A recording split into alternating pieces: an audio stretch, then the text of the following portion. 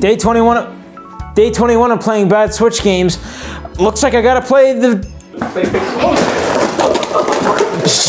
Day 21, I guess.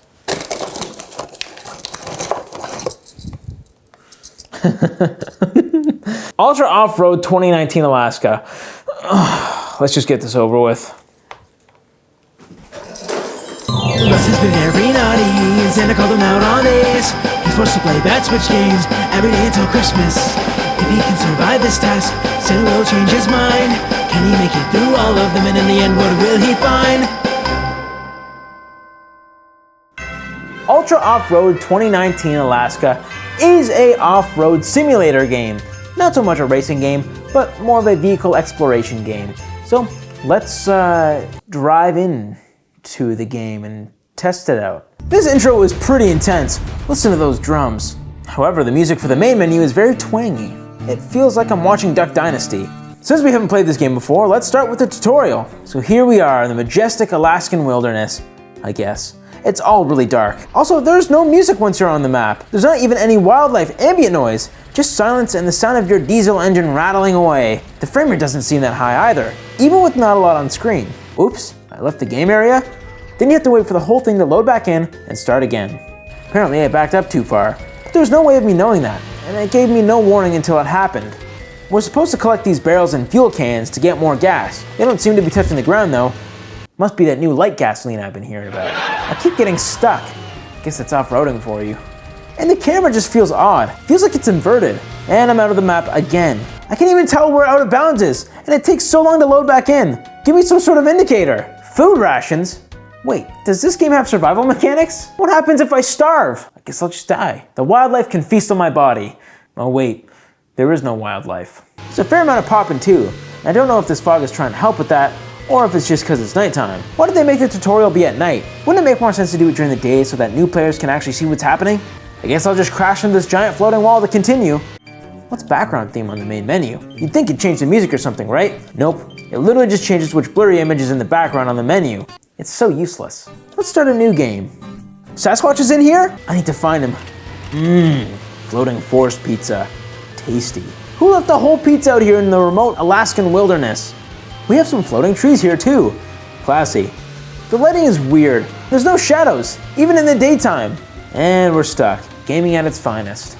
Is there a way to get unstuck?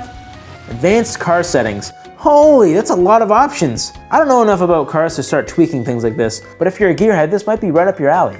Looks like we're completely stuck, and the only option is to restart. And wait forever again, as it loads back in the same level. Seems inefficient. Who puts this tree in the middle of the path? We just clip through the branches. Some of the trees actually move if you hit them. That's kind of a cool detail. But I wish I could just knock it down, so it's no longer in my way. Out of my way, nature. I'm off-roading here. None of these trees act the same way. This tree doesn't budge at all if I hit it. I actually clipped right through this one.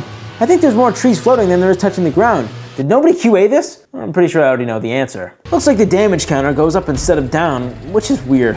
Normally you'd lose health in a game, but in this one you just gain damage. I guess the basic subtraction was just too difficult for them to code. So far the most amusing thing in this game is just trying to roll yourself down a hill and watching the vehicle flop around. The engine shouldn't be on fire, right? It's completely toast now, so again, I have no option but to restart. Trails are for losers. Let's just try and head straight to the objective. We're supposed to be off-roading, right? Oh, look at those repetitive textures for the hill. So ugly. Guess the Jeep just wanted to take a nap. Oh, good. It's awake again. Yay, I found the cube? Why did they just pick random shapes as the finish line? Why not, an actual finish line? You hit the objective, the game just sort of fades to black, but leaves the UI on, and is completely silent. It's really weird. I thought the game crashed or something, but it just loads you directly into the next level. At least this one added some snow, but it's still pretty ugly. So you can just go from point A to point B in the most convoluted way possible while collecting discarded floor pizza. Yum. I think my insurance is gonna have some words with me after this.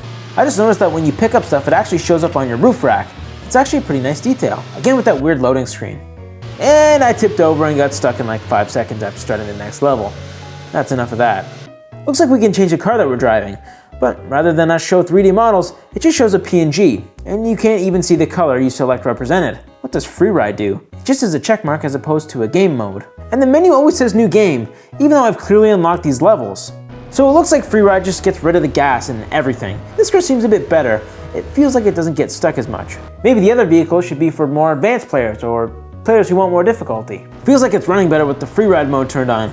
Maybe those floating assets were taking too much resources, or it's the fog on this map. Do you like going painfully slow? Do you like hitting every obstacle in your way? Then boy, do I have a game for you! Overall, this is pretty boring, and I didn't even find Sasquatch. Maybe there's someone out there that likes this sort of gameplay, but it's not for me. It's definitely no BeamNG Drive, and I don't think it's worth the $20 price tag it has on it. At the end of the day, you just shouldn't buy this game.